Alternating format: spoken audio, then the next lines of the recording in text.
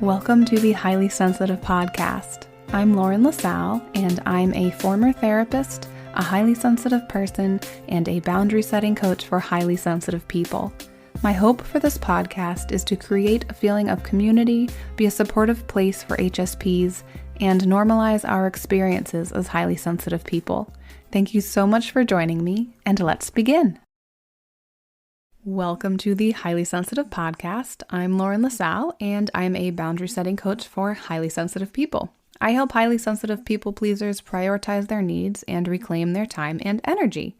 If you would like to work on setting boundaries of your own, be sure to download my free boundary setting workbook for highly sensitive people. And if you would like to get tips, exclusive offers, updates about any classes that I'm offering, first dibs on joining my new programs, my free guide, 5 self-care tips for highly sensitive people, and more, make sure you're on my email list. I will link to the workbook and email list form in the episode description. My guest today was so much fun to talk to. I really think we could have recorded several episodes in a row and I would have been totally okay with it. Rachel Dorneanu, LPC NCC, is an individual and premarital couples psychotherapist. She works with ages 16 and up. Her specialties include anxiety, boundaries, highly sensitive people concerns, perfectionism, premarital counseling, and sex therapy. She offers online sessions for Georgia residents. Clients that work with her appreciate her humor and straightforward, adaptable approach. They like that she meets them where they are and work on goals together. You can learn more about her by visiting sagecounselingtherapyandwellness.com, and I will put her website and social media links in the episode description for your convenience. If you enjoy this episode and you want to hear more from Rachel, or if you just want to hear more podcast episodes in general, become a subscriber on Spotify or on Patreon. And if you do this, you can hear her bonus tip and our conversation about spoon theory that is airing next week. We talk about what spoon theory is, give examples from our lives, and talk about managing your energy levels. By becoming a subscriber, you will get access to 2 bonus episodes a month. This means that you will be getting 4 episodes each month instead of 2. Bonus episodes could be a mini episode that I record on my own, and that's usually something that just pops into my head and I think, oh, I should talk about this. Maybe something that's going on in my life and a little tip that I offer. It could be a continuation of a conversation with a guest or a bonus tip. Diving deeper into a topic, a guided meditation, we'll see what I can come up with for you. Becoming a subscriber only costs $5 a month, and your support is very much appreciated. And like I said, you can either subscribe on Spotify, or if you don't use Spotify, you can subscribe on Patreon, and you will get the same content either way. I will put those links in the episode description as well. I guess you might as well just check out the episode description because there are so many good links in there. And as always, if you have any ideas for episode topics, if you have any questions for me to answer on the podcast, or if you would like to write an email sharing your story for me to read on the podcast, you can email me at lauren@laurenlasallecoaching.com. And you can find out more about my coaching programs, as well as resources and links to my social media by visiting my website at laurenlasallecoaching.com. And before we get into the conversation, I just remembered that Rachel mentions the ACT workbook for perfectionism, and she sent me the link in an email, so I will include that link in the episode description as well. So if that's something you want to check out, the Amazon link will be there, and you can go ahead and purchase the workbook. And without further ado, here is my conversation with Rachel. So what was your experience like discovering that you're highly sensitive? So let's see. I had always known that I was like a little extra sensitive as like a kid and a teen, but then I noticed right during the pandemic, actually around 2020. I don't know if other people have had that experience as well, but it was 2020 of you're stuck in the house and you're trying to make ends meet, and you're also living with your partner, and you're also trying to do all these things at the same time, and it's a lot. So feeling that overwhelm, feeling that like extra anxiety, feeling hypervigilant, that everything needs to have like small bits of control where I could in, a 2-bedroom apartment. It was a lot. So trying to make sure that I could find control somewhere was not working. And I happened to be just kind of looking up something for a client that they said they were feeling really sensitive about something. I was like, oh, interesting. Highly sensitive people. Sounds like me. And so I kept reading and I found Dr. Elaine Aron's website, and I found Julie Bielen and all these other people that are like big wigs in the HSP community. I was like, oh, my people.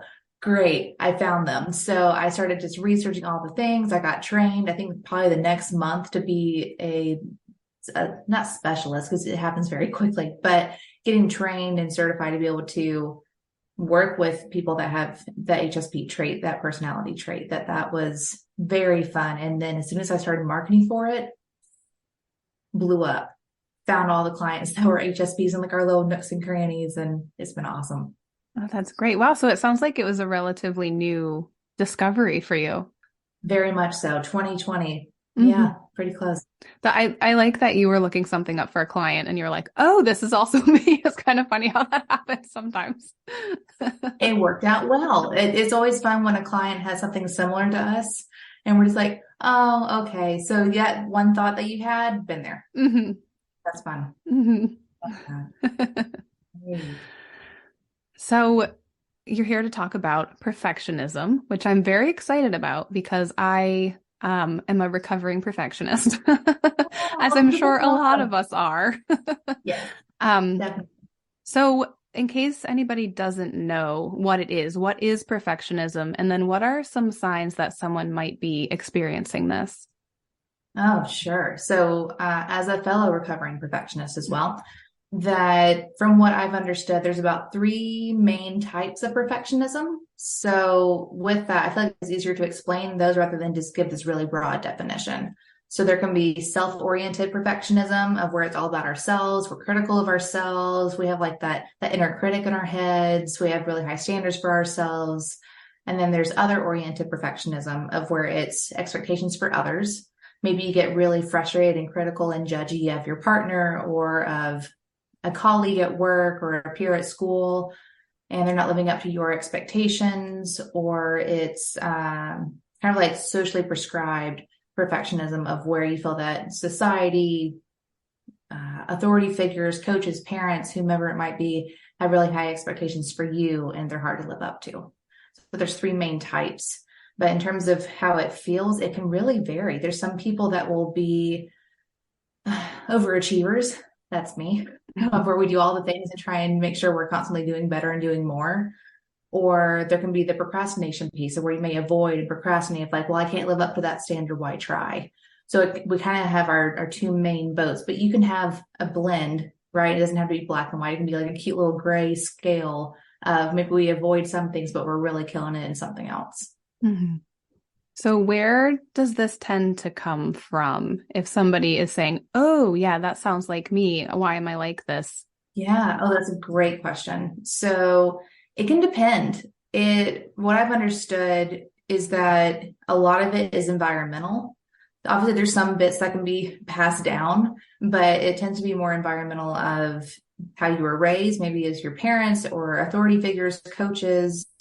Maybe there were some peers that were really competitive. I've had a lot of clients, especially younger clients, of where they have such an intense peer group, of where they compete for the highest grade in the class and they're constantly pushing themselves to do better, which in small doses, lovely. But in grand scheme of things, if that's your only expectation, is to do better than your peer and your friend group one week and they beat you the next, and then it just gets a little unhealthy. So it can depend, but I've noticed it's usually starting childhood-ish. It really molds us and shapes us into who we are. Usually an authority figure or someone had some high expectations for us, or I've had a few people of where it's truly just from them. They've said, hey, parents were super supportive. They didn't care what I did, but I put that expectation on myself because it's what made me feel good. It's where I found my worth. So it depends on the person. I think a lot of people listening are probably saying, oh, that sounds a lot like me, and myself included. I mean, that's one reason why, like I said, I'm so excited to talk about this because I don't think I really knew that I put so much pressure on myself for Hmm. a long time. And then when I realized it, it was like, you're not being nice to yourself. You've been really mean to yourself for a long time. Right. We're really good at that. We're like professional bullies. It's really neat. Yeah. Yeah, I hear that. I hear that. Yeah. Solid. I'm curious, where did your perfectionism start? If you feel comfortable Yeah. sharing. That's such a good question. I mean, I'm thinking because I had really supportive parents. I also had really big feelings that they didn't know how to deal with, Mhm. and I think it kind of comes from me expressing those a lot, in very big ways, and they were just kind of like, "Stop, like, calm down, you're fine. Ooh. Stop being like a baby." Um, Yep. because it was just too much. They didn't know how to deal with it. And while that's how I expressed myself, like all through my teenage years, I think it really affected me and feeling like I'm not good enough and Mm. making me have a certain standard for myself to feel like I needed to be a certain way to, I don't know, feel accepted by them. I don't, and it was so subconscious too. It's really crazy how that happens. Oh, spot on. I had a similar uh upbringing of sorts of like parents overall were pretty supportive and understanding of like as long as you're doing your best, great. But then Mhm. there's something that clicked in me of do better. What are you doing? Stop trying to feel all these emotions. The HSP part though, same wavelength of like Mm. for me going shopping, not a good situation. The bright lights, the scratchy fabrics, the clinking of the clothes on the hangers clinking together with the plastic and oh, not a good situation. So I've got to be in a really good headspace for that. But Mhm. it's wild, man. What HSPs and perfectionists all that tied together. We got a lot of similarities. Yeah. Yeah. Do you think HSPs are more susceptible to perfectionism than non-HSPs? 1,000,000%. Yes. Yeah.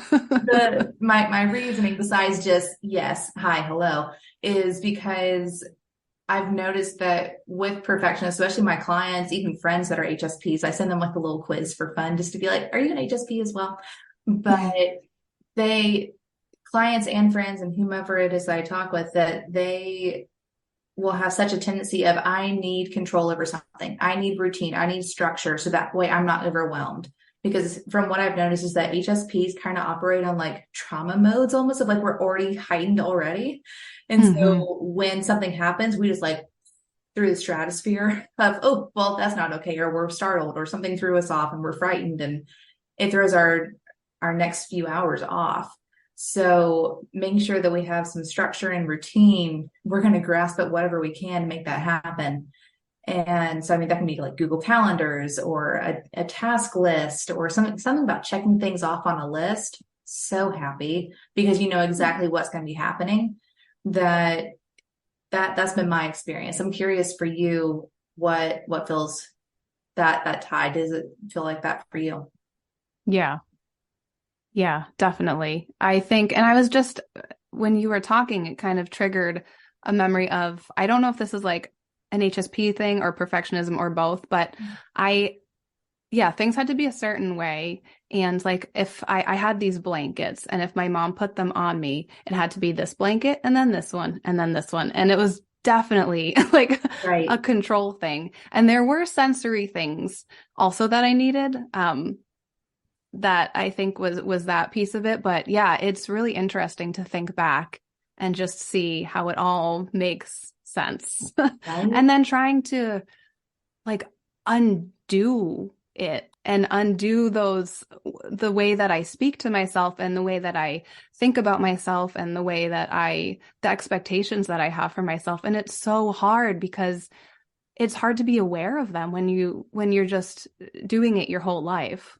Oh, spot on. I mean, when we have 30 plus years of experience doing that, that is a really hard habit to break. Yeah. And so for anybody listening, I just want to make sure that you're being really gentle with yourself and that is truly one itty bitty baby smidgen step ahead still counts. Mm-hmm. That don't put this big pressure on yourself of, well, as a perfectionist and an HSP, I need to perfect everything and have everything fantastic by tomorrow. No, you're going to get burned out real quick and then you come see us. But but with that said, I just want to make sure that people are really gentle and noticing those small successes along the way, because then you'll feel more successful over the long run. So just be gentle. Mm-hmm. Yeah, that's something that I've had to work with clients too, is like, do you realize how you're speaking to yourself? Would you talk to somebody else like that? Like, no, I would never say that to one of my friends. Then don't say it to yourself Exactly. either. Exactly. Exactly. And I think that's part of the awesome work that we get to do is being really kind when we notice and observe those things with our clients of, hey, did you hear what you just said? Wow, what a bitch. And Mm-hmm. it's not calling the client that by any means, but that critic in your head of, wow, she's awful. Mm-hmm. Man, where did he come from? That is not okay. They shouldn't be saying that to you. Your parents wouldn't say that to you, hopefully. Right. That noticing those things, we just got to slow them down. And because those spirals will happen in session, is like, whoa, whoa, whoa. I heard five different, truly horrible, critical things. Let's break them down. Reframe, gentleness. Oh, I love our jobs. Yeah. It is so nice being able to point those things out for people, and then you see them kind of go, oh, wow, you're Um, right. Yeah. It's so um, fun. But and then it's also like when they go, oh, I'm so mean to myself. Yeah.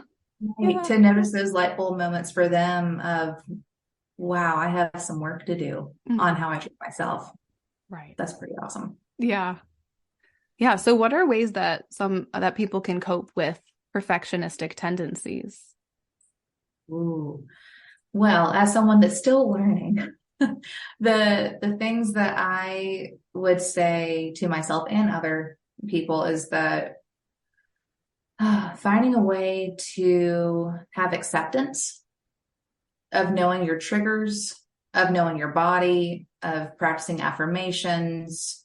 When I say of having like knowing your triggers and knowing acceptance. So if you guys or whoever's listening and also yourself, if you're aware of ACT, acceptance and commitment therapy, Mhm. big fan. I just did a training with somebody in Australia. It was wild. It's like a worldwide situation. Big fan. Can't remember her name for the life of me. Jennifer something, maybe. Obsessed with her. It's all like ACT based with perfectionism. Big fan. I think she also has a workbook on Amazon that I can try and send you the link when I can Oh, find it. yeah.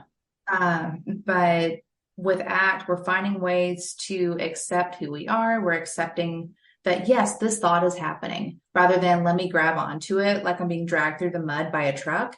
It's, I'm aware. We're letting thoughts come and go like passing cars of, okay, thank you, brain, for allowing me to have that thought. I realize it's not helpful, but I acknowledge it and we move forward with our day rather than, oh my gosh, I'm this horrible person. I'm a failure. This is a life defining moment.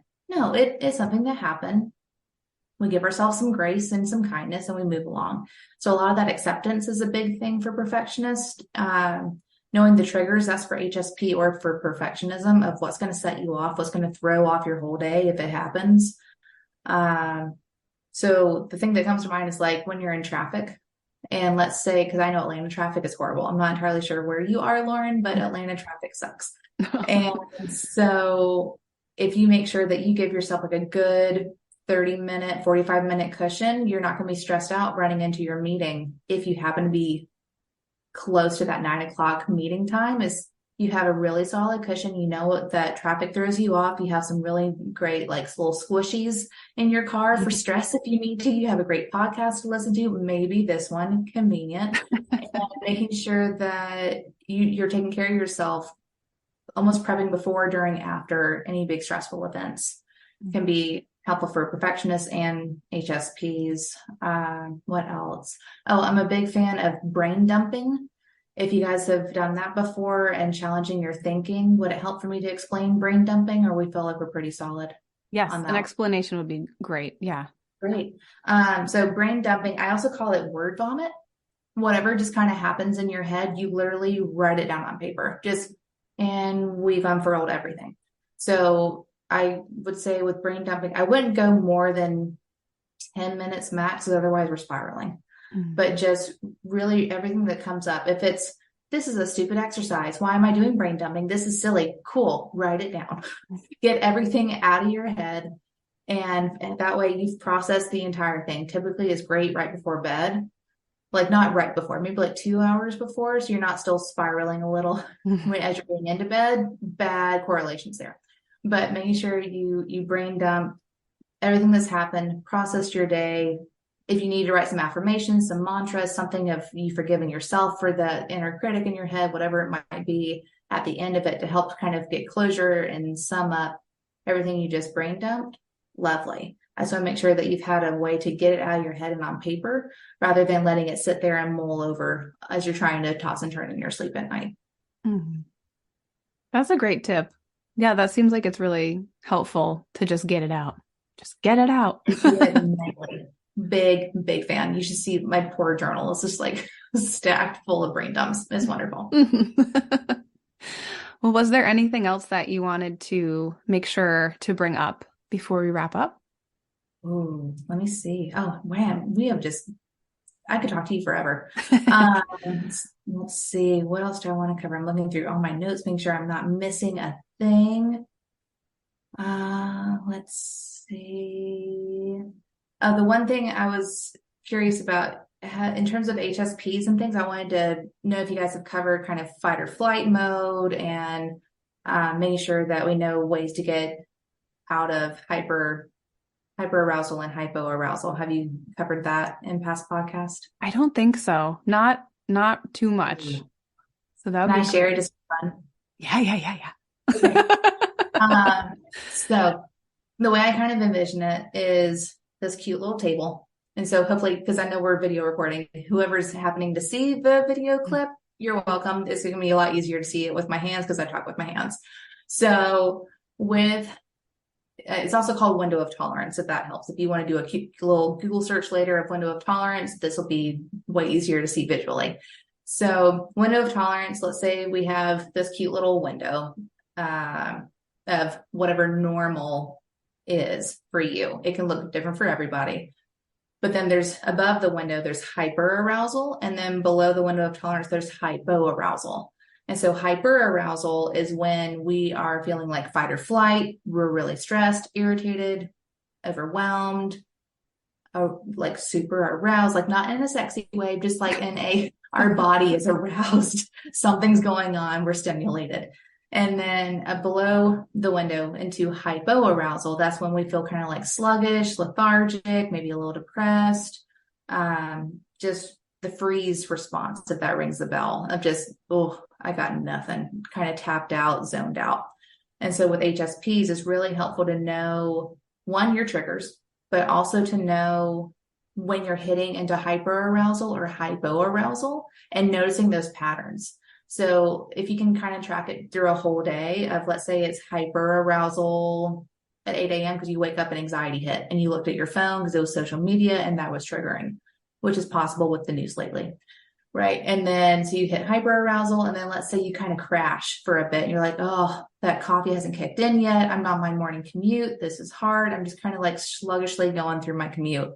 Maybe that's happening. That's hypoarousal. And noticing those big leaps are helpful. The goal is to be able to have those ups and downs within your normal zone window of tolerance, because there's no perfect day, perfectionist out there, but there's a norm of highs and lows, ups and downs throughout a day that's still in your norm, that's still in that window of tolerance. We want to try and not be in hyperarousal or hypoarousal because we're going to have that crash, and that's when it feels a little bit more intense. So also not only noticing your body and your sensations and your thoughts, all the cute aspects of healthy wellness, but knowing coping skills to get you out of hyper or hypo arousal. So definitely encourage you guys to do that for homework. This is not therapy, disclaimer, but for homework after this podcast, try and think of coping skills to get you out of those more intense zones that can be really helpful for HSPs. Mm-hmm. Awesome. Yeah. Thank you for bringing that up. I think that's a great thing for people to be aware of. Great. So, yeah. Happy to share. Yeah. Yeah. Well, if people want to connect with you, what are ways that they can do that? Oh, so many things. I will send you all the links for all the things. So every social media platform you can possibly think of, I'm probably on it. But it's mainly going to be searching for Sage Counseling and Wellness or my name, Rachel Dorneanu. In terms of connecting with me, there's my website, sagecounselingtherapyandwellness.com. There are, 130 something resources on a resource page for helpful links and tips and tricks and things. And there's my Amazon storefront of all of the books that I've personally read or tools I've used with clients or for myself. So that way you have easy access to something that a therapist is actually somewhat approved of rather than just scary things on the internet. So highly recommend checking some of those things out on my website. Awesome. Well, thank you so much for being here and sharing all of this information. I think people will find this really helpful. Great. Happy to be here. Thanks for having me. Thank you so much for listening to the Highly Sensitive podcast. You can help support the show by taking a minute to rate and review it, share a favorite episode with a friend, or go to patreon.com/highlysensitivepodcast.